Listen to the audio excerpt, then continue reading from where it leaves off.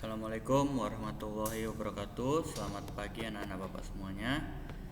Baik, di sini kita akan melanjutkan materi kita selanjutnya, yaitu coba bisa dibuka bukunya halaman 62 ya. Di sini kita akan membahas tentang bagaimana cara mengatur bandwidth. Nah, kalau kita lihat pada buku kita ini terdapat langkah-langkah untuk melakukan konfigurasi atau mengatur jaringan bandwidth kita ini. Nah, di sini dia ada dua software yang digunakan, yaitu yang pertama ada P2P over, kemudian ada Software Fact Bandwidth Manager. Nah, kemudian ada juga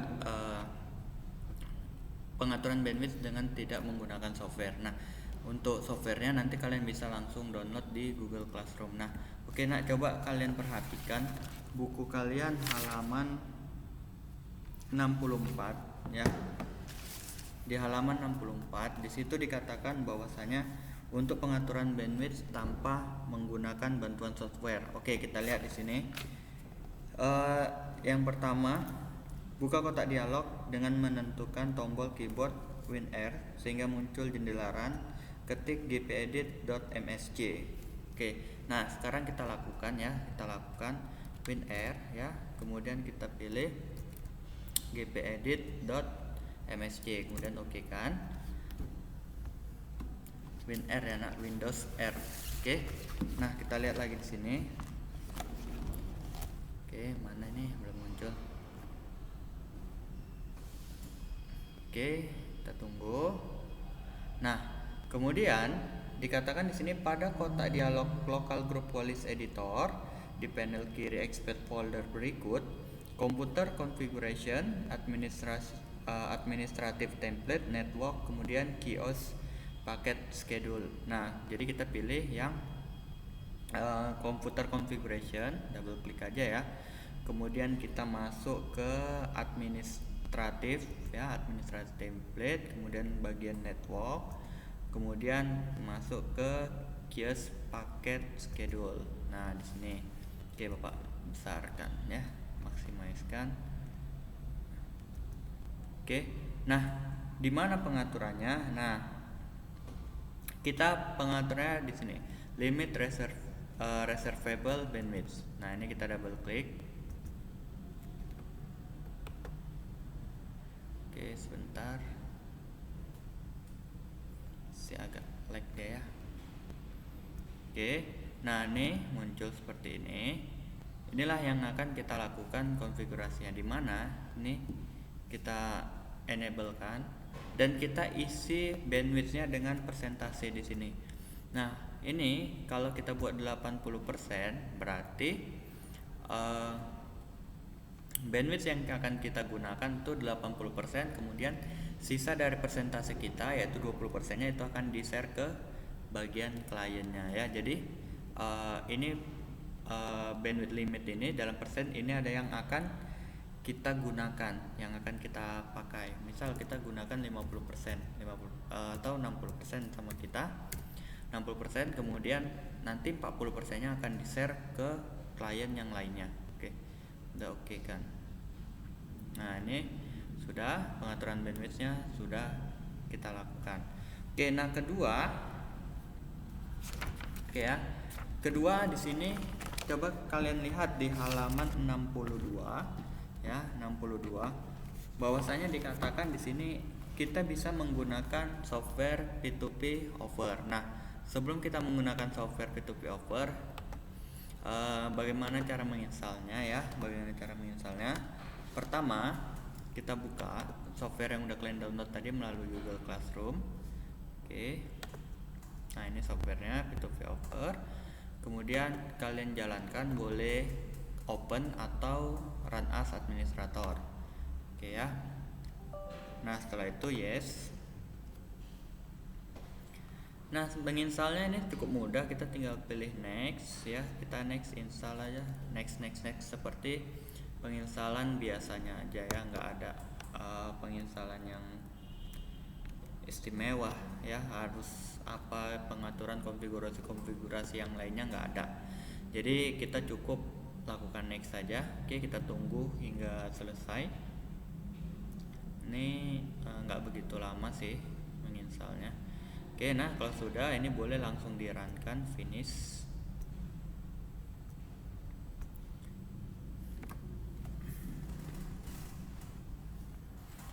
Oke, ini ya bentuk softwarenya P2P offer.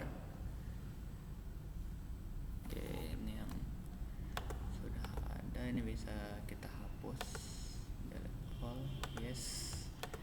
Oke, nah kita lihat di sini di buku, coba nanti kita akan disuruh memilih jaringan yang aktif ya. Ini kita scan dulu, ini ada satu ya. Nah, kita scan. Nah, kemudian kita lihat di sini bahwasanya setelah itu pada menu setting pilih tab schedule setting ya, menu setting. Nah, ini kita bisa di open ya, kemudian schedule optionnya ya, kemudian kita pilih schedule setting. Nah, bentar, ini biar saya hapus. Oke, nah di sini kita membuat baru ya, schedule baru. Apa nama schedule-nya? Misal kita buat bandwidth. Nah, ini kita bisa memilih schedule-nya ya. Kita klik sampai biru, inilah schedule-nya sesuai dengan jamnya ya, hari dan juga jam. Nah, atau kita bisa memilih semua. Kita klik kanan kemudian pilih select all ya. Oke, maka semua terpilih. Oke, kalau sudah oke kan. Nah, itu tadi untuk membuat schedule-nya ya. Oke, kalau sudah, ini kita close ya. Kemudian kita baca lagi di sini bahwasanya dikatakan pada menu setting klik tab rule setting, klik new untuk membuat rule baru sehingga akan muncul jendela rule ya, rule name, isi nama rule sama dengan nama konfigurasi schedule tadi, contoh konfigurasi wifi. Nah, kita masuk ke schedule ya, kemudian rule setting. Kalau tadi schedule setting, rule setting ya. Oke, ini sebentar biar kita, ini konfigurasi yang lama ya. Oke, kita buat baru new. Nah, kita samakan namanya tadi. Namanya di sini adalah bandwidth ya. Bandwidth. Oke. Dan next. Nah, ini ya kita perhatikan di sini adalah ada incoming sama outgoing. Nah, incoming ini adalah untuk data yang masuk ya. Untuk data yang masuk, kemudian outgoing ini untuk data yang keluar. Oke, kita buat aja misal masing-masing 100 ya. Kita buat 100, kemudian next. Nah, ini aplikasi-aplikasi yang akan diblok ya. Ya, ada next. Ini next kan ya, sama. Nah, ini misalnya ini ekstensi yang akan kita blok boleh, misal dia tidak boleh MKV ya, MKV tidak. Oke, sini juga MKV atau yang lainnya boleh ya, MP3, AV segala macam format 3 ya. Oke, kemudian ini kita pilih di sini kita lihat di halaman ya, halaman 63 ya. 63, kemudian kita ini pilih yang rest date ya, yang role ini kita aktifkan keduanya ya. Ini backlist. Oke, kemudian next. Kalau untuk ACL nya kita kosongkan aja, kemudian finish. Nah, role nya sudah jadi ya. Nah, setelah role jadi ya, nah kita tinggal mengaktifkannya, tinggal kita klik.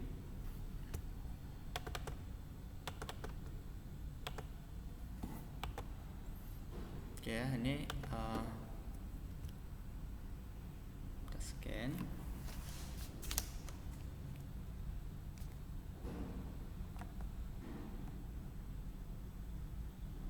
Tunggu scan-nya sampai selesai ya.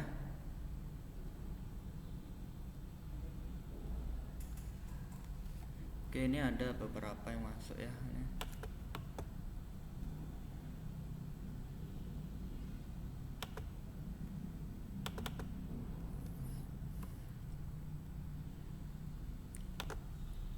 Oke, nah kalau kita lihat di sini ya, di paling atasnya adalah PC kita ya. Oke, kalau kita membatasi tinggal klik kanan, kemudian apply role to host selection ya. Nah di sini kita akan pilih role-nya. Role-nya ini pada bagian bandwidth. Oke, setelah itu sudah selesai di bandwidth-nya, baru kita oke kan. Nah di sini dia pembagian bandwidth-nya sudah dilakukannya, jadi sudah selesai. Oke, jadi ini kita scan aja.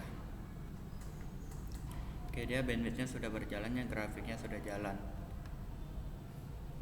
Oke, kita tunggu sampai scan-nya selesai. Nah ini tadi menggunakan POP forward. Nah coba sekarang kita menggunakan yang namanya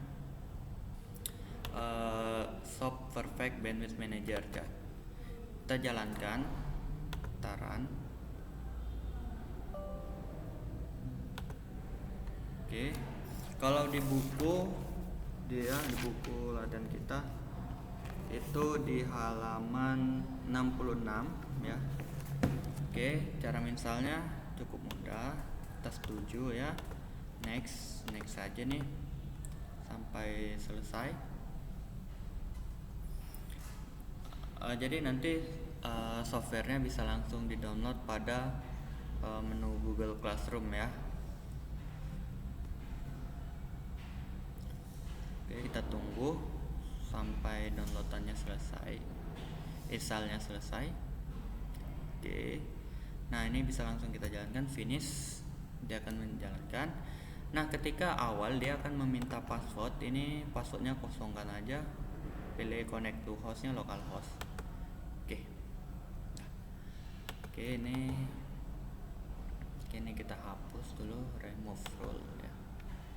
Oke, nah jika kita lihat di buku bahwasanya di sini katakan lakukan proses pengaturan manajemen bandwidth, namun sebelumnya Anda perlu membuat rule baru dengan cara klik tombol add rule ya. Ini add rule, nah kita tambah, kemudian pada rule name-nya kita buat nama rule-nya apa. Sini saya buat nama rule-nya sama ya, bandwidth. Kemudian direction-nya boot ya, protokolnya kemudian ini unlimited, kemudian network interface-nya kita pilih dia berasal dari mana ya. Oke, nah kemudian kita lihat lagi pada tab source ya. Source ini ya, ini juga, kemudian destination juga ini keduanya. Kalau sudah oke. Nah oke, setelah itu kita baca lagi di buku bahwasanya proses konfigurasi template telah selesai. Hasil konfigurasi perlu diekspor. Caranya klik icon export yang terdapat di toolbar, kemudian tentukan lokasi file hasil ekspor yang akan disimpan. Nah jadi kalau kita mau ngekspor itu ini ya, dari save. Nah kemudian kita save di mana ya, misal ini saya simpan di desktop. Oke, save, proses saving. Nah kalau sudah selesai nanti seperti ini dia. Nah ini nanti tinggal dijalankan ke klien masing-masing ya. Oke, ini juga nanti kita tinggal jalankan ke kliennya masing-masing. Oke, sekian materi dari Bapak. Apabila ada yang kurang jelas silahkan dipertanyakannya. Bapak akhiri dengan wabillahi taufiq wal hidayah. Assalamualaikum warahmatullahi wabarakatuh. Selamat pagi anak-anak Bapak semuanya.